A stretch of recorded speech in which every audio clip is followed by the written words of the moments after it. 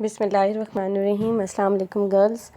Today we will wind up our question of translation that we have started many days ago. Like it's almost 2 to 3 weeks that we are dealing with this question, and today we will wind up this question by practicing few of the paragraphs. Then from onward we will be doing the second part of your book, that is the heroes or the personalities, right? Today we will do few of the practice passages. I will be telling you the meaning of difficult words, the translation of difficult words, and few of the paragraphs wholly, right? Let's start. Bismillahirrahmanirrahim. The first paragraph that we are going to do is in front of you. Let's start its translation. قومی کردار کا پہلا جز حب الوطنی ہے.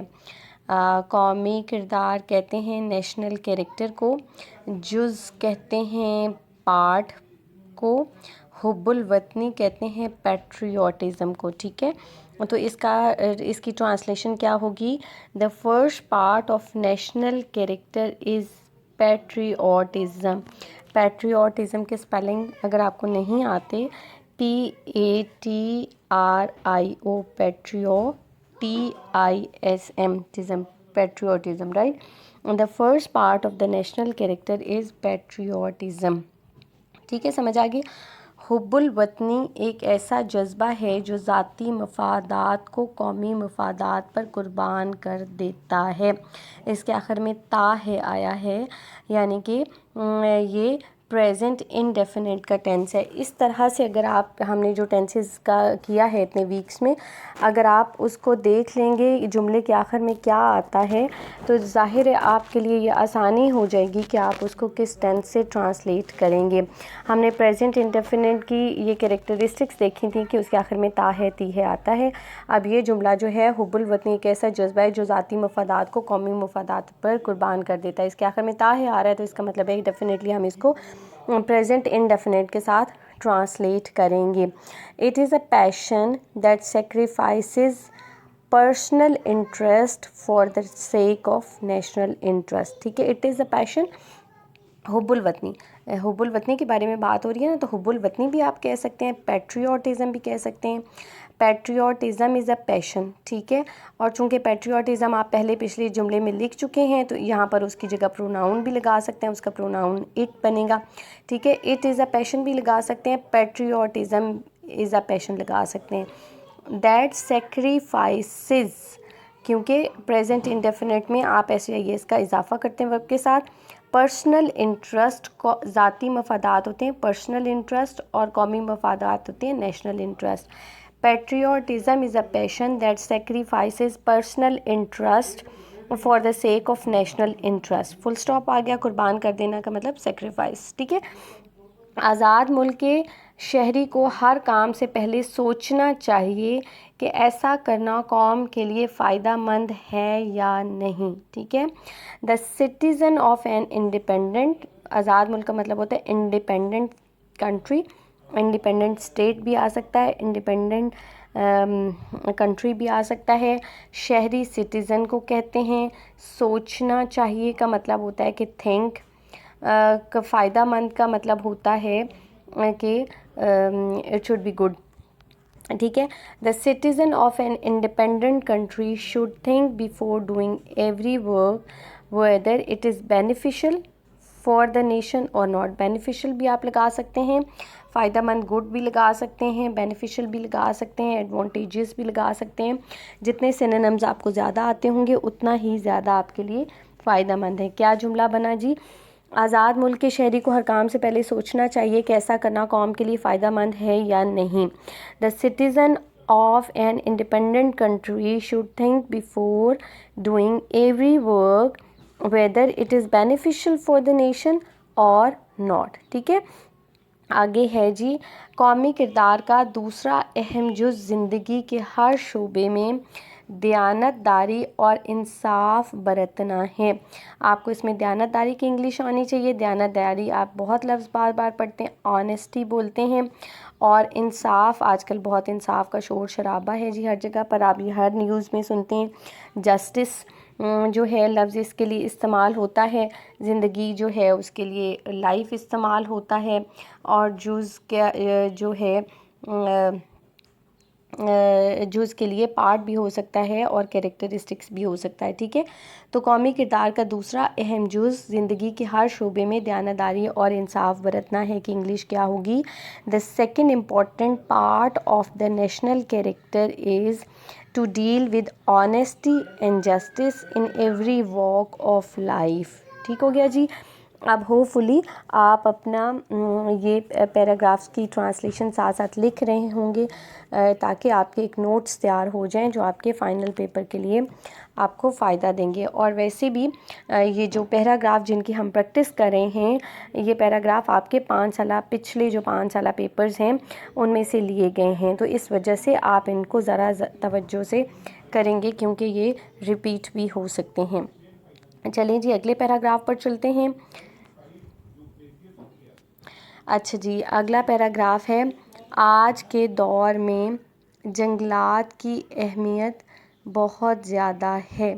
اب آپ سوچ کے بتائیں کہ یہ جملہ جو ہے کس ٹینس سے بلونگ کرتا ہے۔ آج کے دور میں جنگلات کی اہمیت بہت زیادہ ہے، ٹھیک ہے۔ آج پریزنٹ ایج بھی کہہ سکتے ہیں، ناؤ ڈیز بھی کہہ سکتے ہیں، ان دیز ڈیز بھی کہہ سکتے ہیں، جنگلات جنگلز بھی کہتے ہیں، اور فارسٹ بھی کہتے ہیں اس کو، زیادہ گریٹ بھی کہہ سکتے ہیں، ٹو مچ بھی کہہ سکتے ہیں۔ اہمیت امپورٹنس ہوتا ہے، ٹھیک ہے۔ تو اور جملے کے اس کے آخر میں الف یا بڑی یہ آ گیا نا، چھوٹی یہ بڑی یہ، اور الف زیادہ ہے آیا ہے یعنی، تو یہ پریزنٹ سے بلونگ کرے گا۔ In these days the importance of forest is great بھی لگا سکتے ہیں، یا in these days the importance of forest کی ناٹ بی ڈینائڈ بھی لگا سکتے ہیں، اگر آپ جملے کو بہتر بنانا چاہیں۔ یہ آب و ہوا کو خوشگوار بناتے ہیں۔ آب و ہوا کیا ہوتی ہے؟ ایٹماسفیئر ہوتی ہے، اور خوشگوار کیا ہوتی ہے؟ پلیزنٹ لفظ اس کے لیے جملہ ہوتا ہے۔ آپ اکثر بولتی بھی ہیں کہ today is weather very pleasant, PLEASANT pleasant, right.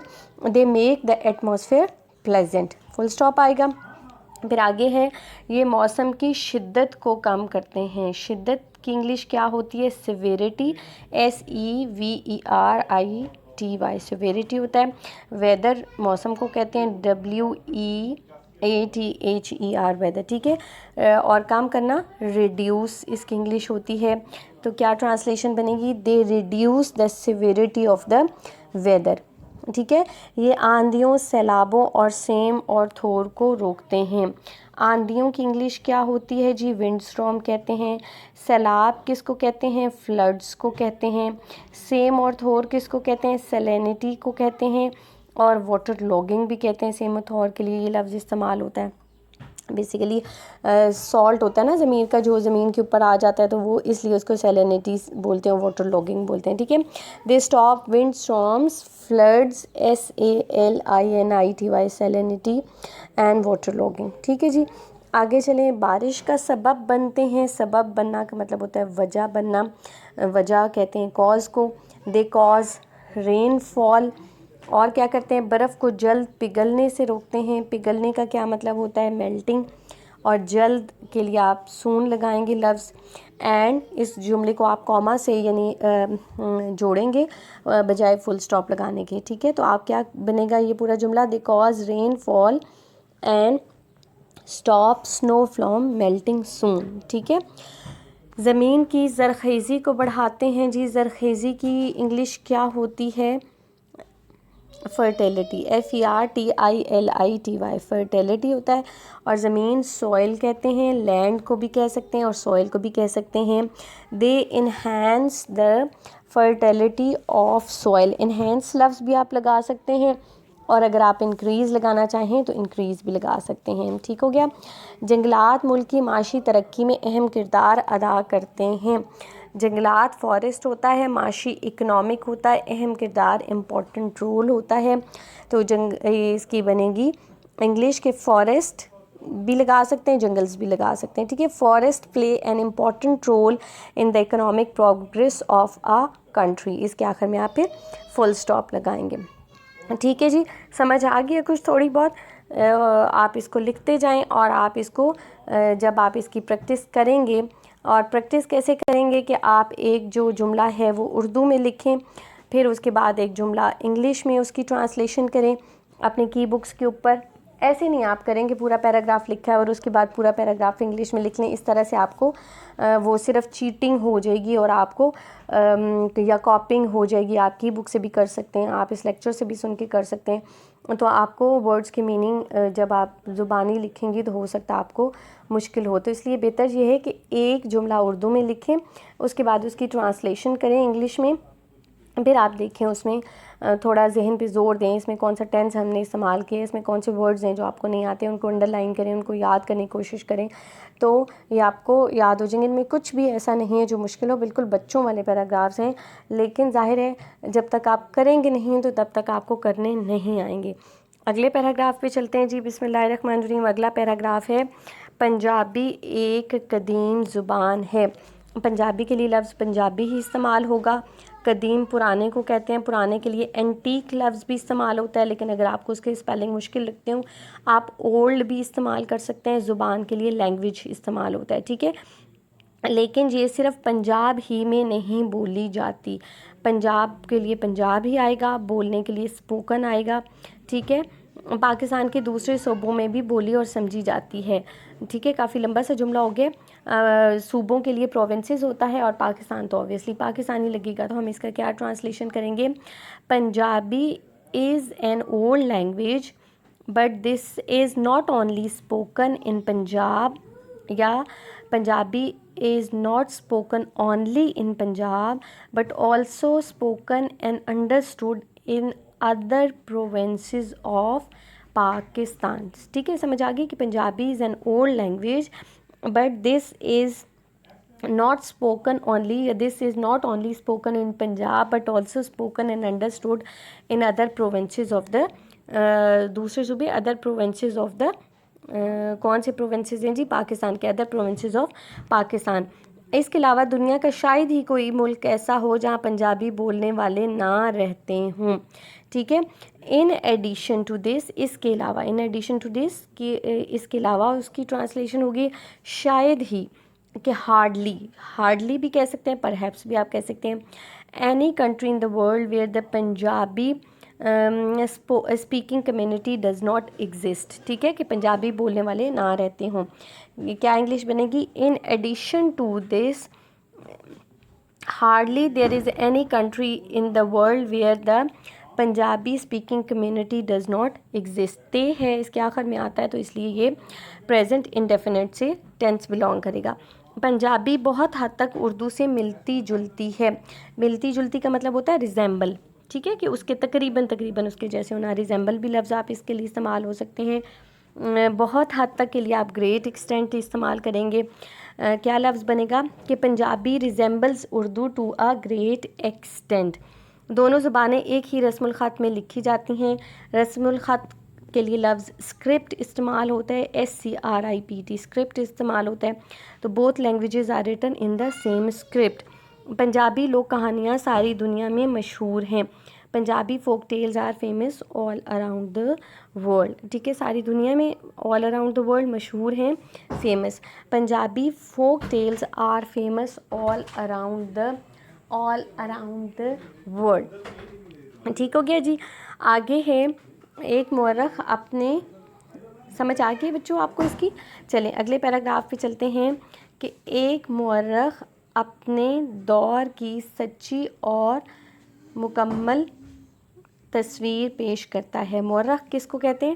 مورخ کہتے ہیں تاریخ لکھنے والے کو اردو میں, اور انگلش میں اس کی انگلش ہوتی ہے ہسٹورین. کیا انگلش ہوتی ہے؟ ہسٹورین, جو کہ ہسٹری لکھتا ہے, ہسٹری سے ہسٹورین ہوتا ہے, ٹھیک ہے. مورخ ہسٹورین ہو گیا. عہد ایج کو کہتے ہیں, سچی ٹرو ہوگی, مکمل کمپلیٹ ہوگی. کا historian presents a true and complete picture of his age. وہ کوئی جھوٹ نہیں لکھتا. ہی نیدر فالسیفائز, جھوٹ نہیں لکھتا, فالسیفائز اور وہ کسی بات کو دہراتا نہیں ہے. اس دونوں جملوں کو آپ ملا کر لکھیں گے. ہی نیدر فالسیفائز نور ریپیٹس. ریپیٹ دہرانے کو کہتے ہیں. وہ کسی کے خلاف تعصب نہیں رکھتا. ہی ڈز ناٹ بیئر گرج اگینسٹ اینی ون. تعصب کے لیے 22 لفظ بھی استعمال ہوتا ہے, گرج لفظ بھی استعمال ہوتا ہے, تو آپ کی مرضی ہے کہ آپ جو کچھ لکھنا چاہیں. ہی ڈز ناٹ بیئر گرج اگینسٹ اینی. وہ اچھے مورخ, کبھی کبھی دو اچھے مورخ ایک دوسرے سے اتفاق نہیں کرتے. ٹھیک ہے, اتفاق کرنا کا مطلب ایگری ہوتا ہے. اور sometimes two historians do not agree with each other بھی آپ لگا سکتے ہیں. They do not come in terms with each other بھی لگا سکتے ہیں کہ ایک دوسرے سے اتفاق کرنا.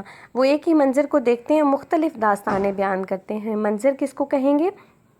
پکچر کو کہیں گے. اور داستانیں سنانا, نریٹ کرنا آئے گا. تو they see the same picture and narrate different stories. وجہ یہ ہے کہ مورخ بھی انسان ہوتے ہیں اور مشینیں نہیں ہوتی. ٹھیک ہے, تو the reason is that they are human beings and not machines. آپ اس کو یوں بھی کر سکتے ہیں, آپ اس کو یوں بھی کر سکتے ہیں. The reason behind it is that historians are human beings and they are not machines. تھوڑا لمبا ہو جائے گا, آپ اس کو کمپیکٹ بھی کر سکتے ہیں. انسان ایک دوسرے سے مختلف ہوتے ہیں. Human beings are different from one and other. اور وہ چیزوں کو مختلف زاویوں سے دیکھتے ہیں. And they see things from different angles. اب یہاں پہ اینگل کون سا آئے گا؟ ANGLES اینگلز آئے گا. ٹھیک ہے, اچھا جی. اس لیے مورخ کی شخصیت اس کی تحریر سے غیر حاضر نہیں ہوتی. غیر حاضر کی انگلش آپ کو آتی ہے یقیناً. ایبسنٹ آپ کہیں گے, ایبسنٹ نہیں لگے گا, یا مسنگ لگے گا. ٹھیک ہے, therefore because he is not absent from the class obviously, therefore personality of historian is not missing in his writings. ٹھیک ہو گیا جی.